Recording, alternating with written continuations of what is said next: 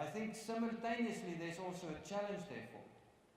How can we do what LandCare does to every single degraded hectare in the country? And imagine what healing that will bring to every person living in our beautiful country. Thank you very much.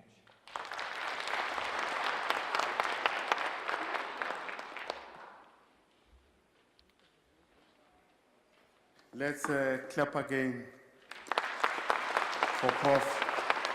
What a wonderful delivery note to Prof. Hence now we are called a professor. Thank you. Just for those of you, I'm not Twameti. Twameti is engaged somewhere.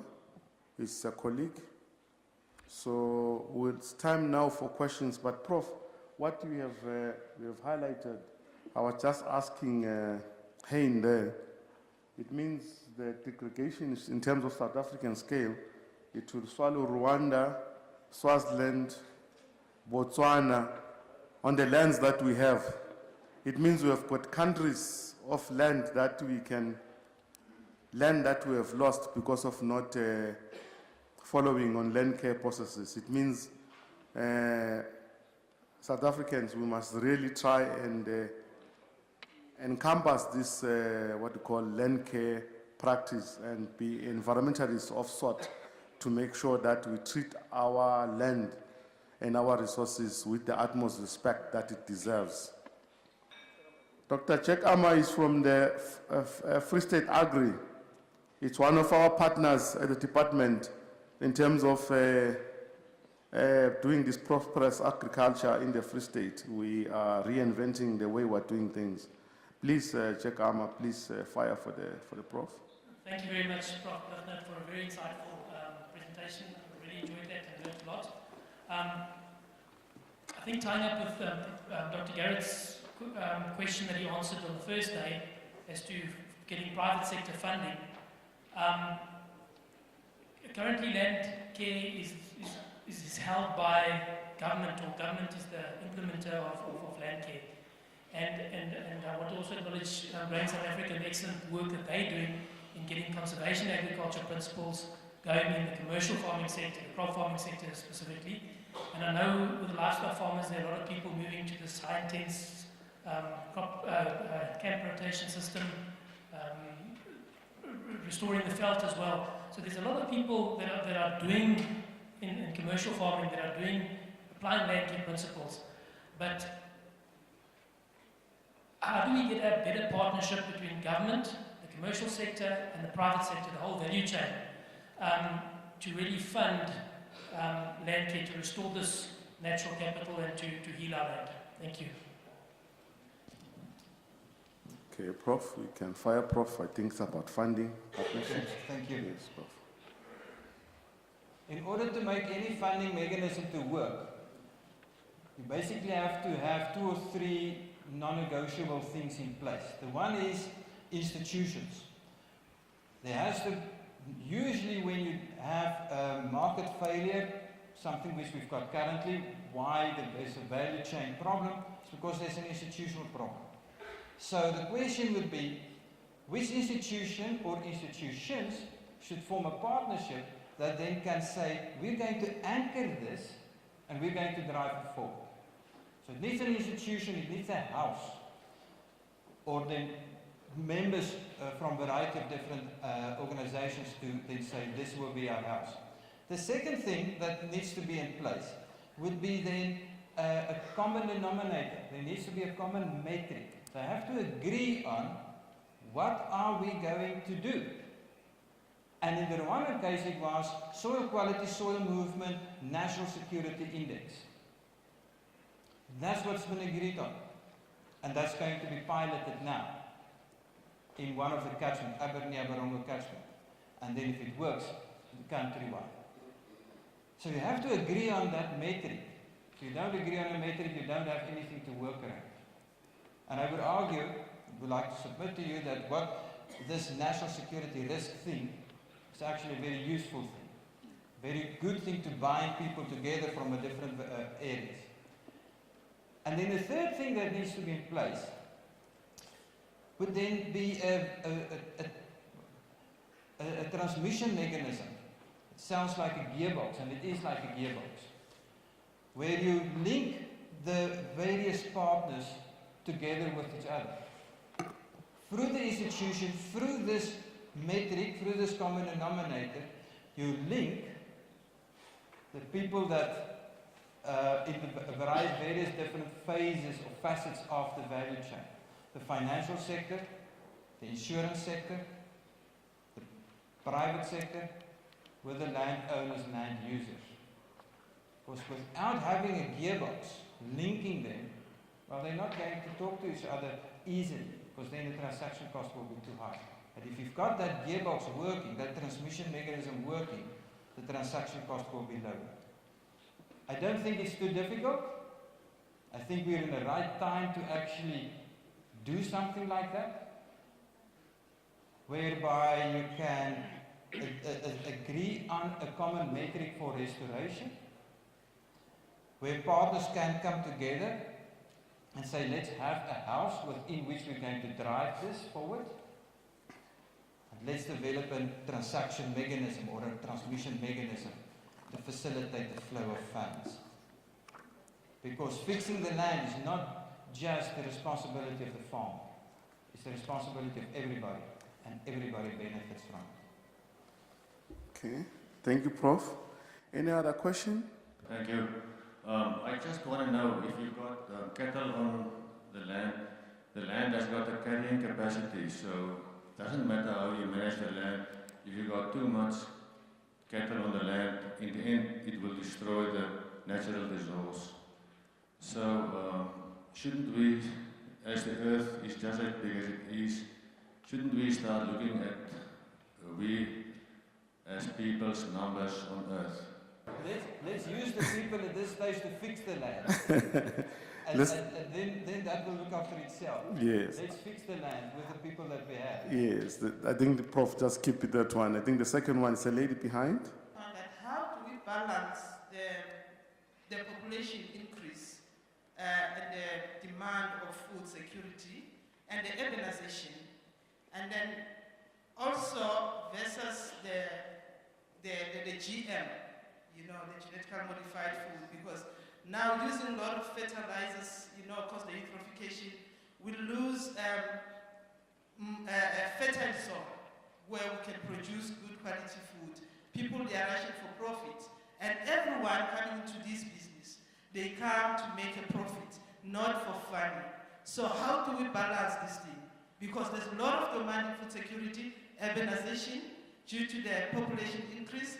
Again, we also see mines that they come, you know, being developed, and certain years, after certain years, then they leave that land or whatever, that space, you know, unusable.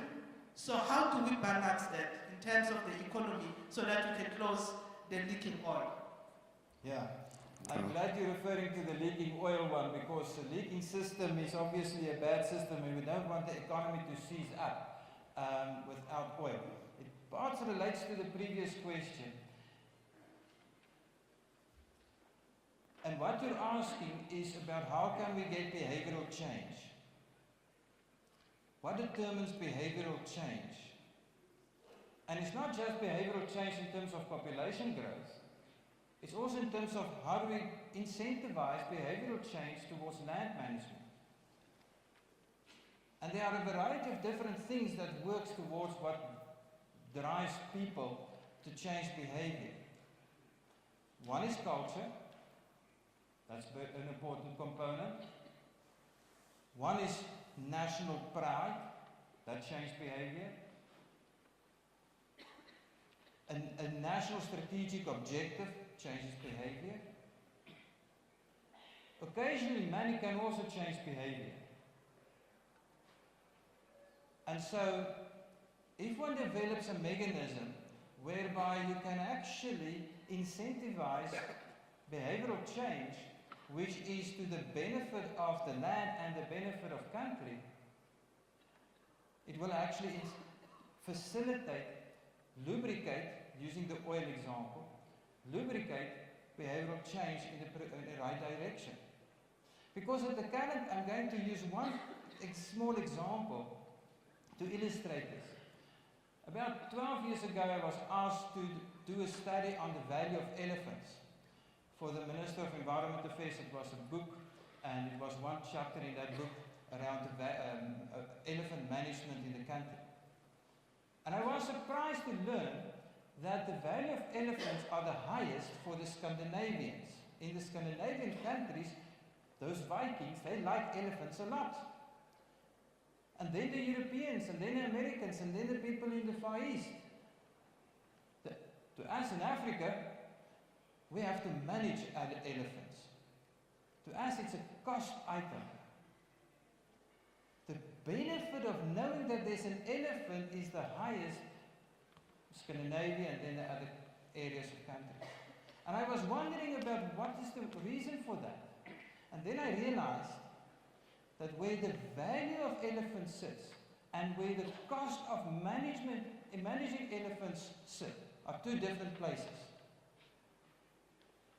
And that's an institutional failure. So if you want to have a proper management of elephants worldwide, then the Scandinavians has to contribute to the payment for managing elephants in Africa. There must be this linkage that I spoke of earlier, so that they can help pay managing elephants, because they're very expensive animals to manage. Likewise in this case, if we want to have the behavioral change with respect to improved land use management, the landowners cannot carry the cost of that improved land management by themselves. The society has to contribute to that, because society benefits from that improved management. And if society can make a contribution, incentivizing improved prudent behavioral facilitate that behavioral change, then you will have a win-win situation. Make it the responsibility only of the land user, landowner, and have that person carrying all the costs, while everybody else has the benefit of it. Just does not make sense. It's like us having to manage the elephants, but the Europeans and the Scandinavians enjoying the benefits thereof. Doesn't work. It's not equitable. Everybody has to share in the cost of restoration. Thank you, Prof. I didn't know that elephants, we just manage them. I've learned today, I'm educated. Thank you. The next question, the gentleman next to the wall. You like the wall, sir? Yes, now I'm holding up this theatre. I can't see you, the light is blinding. Professor, thank you very much. That was really a brilliant presentation, and we'd love to invite you. I think you were born a cheetah, and now you're sort of in blue bull country, but I'm really inviting you down to the Stormers country, really.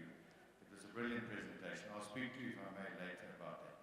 You were talking about soil health and the vital role that soil health has got, and maybe our ignorance of the fact of soil health.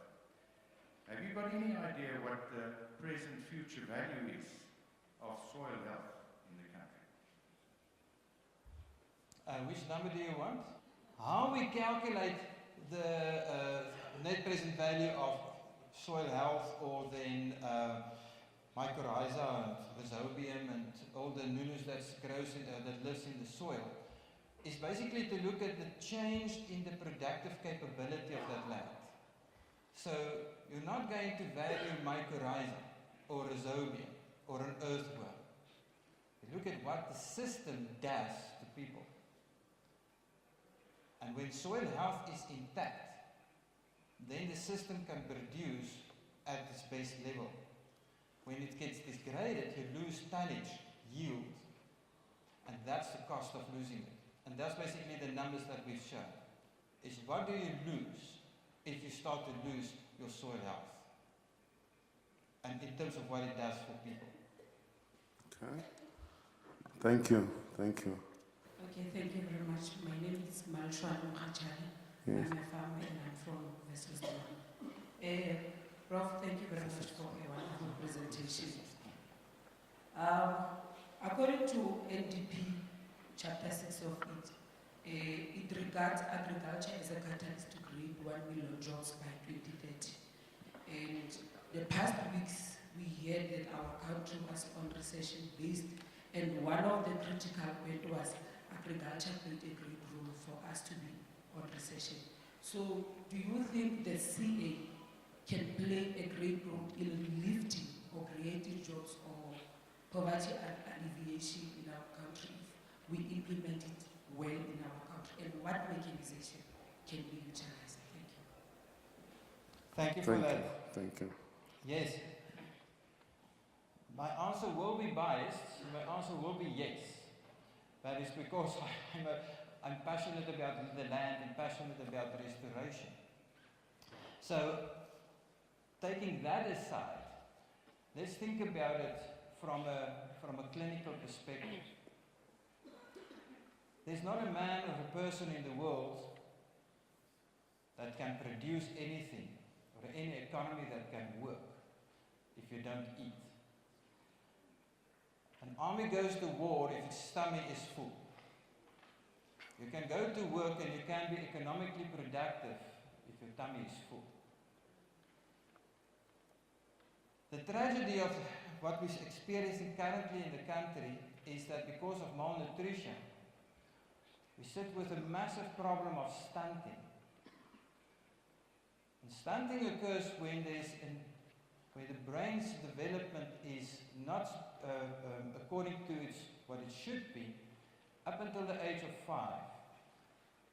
If your nutrition is not good enough and diverse enough between ages, well, pre-birth up to 5 years old, there's problems in brain development. And can we afford that as a country? Because there's geniuses out there that does not have adequate food. And we're losing that. That's big numbers that we're talking about. So when the NDP says we need agriculture for economic development, it does it on 2 accounts. One is what the agriculture sector can produce itself, ring-fenced, but what the country can do with a healthy, well-nourished, well-fed citizenry.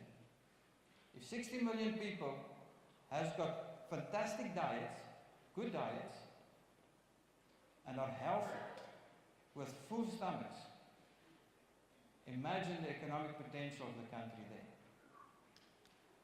We will rock. That's all that I can say. And that's what we're being robbed of, with land that's degraded and with malnutrition. My contribution, I will not say it's a question, is that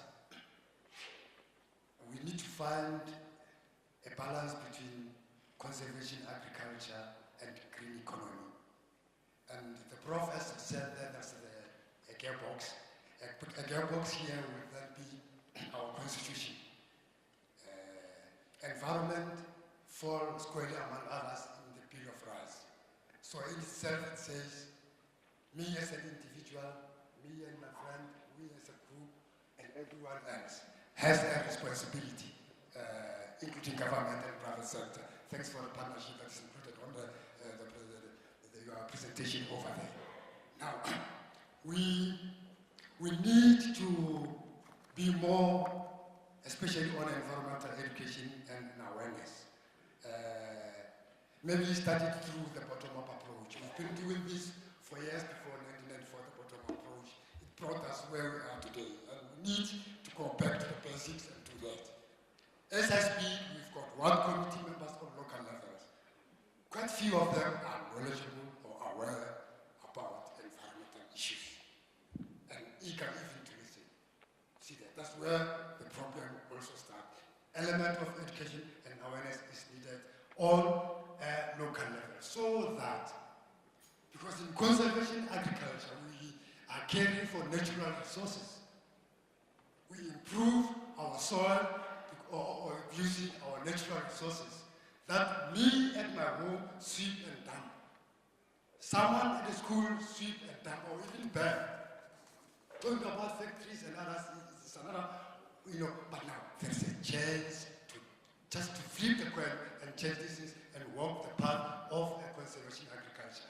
through this partnership that is, you've alluded there, and we can also put it on the ground, or continue doing as we are doing it, even with or without funds, as we are doing it. Now,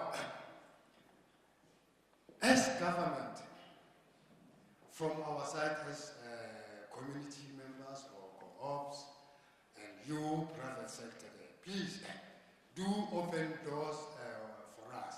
Because as we are in here, we are your tools, and we have proved ourselves on the ground that we are doing it best on the ground. That's why we are here. So now, it was going to be very much possible if we go out here, have a policy agreement that we agree on, that to say environment as it is falling within square within human rights. We must have uncompromised programs to work on these things of conservation agriculture. Because when you go to GMOs or your chemical farming things, that's killing the soil, killing the ozone layer, killing the underground water. So conservation agriculture is the way to go. We need a loud voice to advocate this. We will never go wrong. No doubt about it. Thank you. Thank you. I agree. Okay. My name is David Thomas from the Western Cape. I think the question I wanted to ask, may have been answered already in different ways. I don't think we can hear, so just push it up a bit. Okay, can everybody hear me now?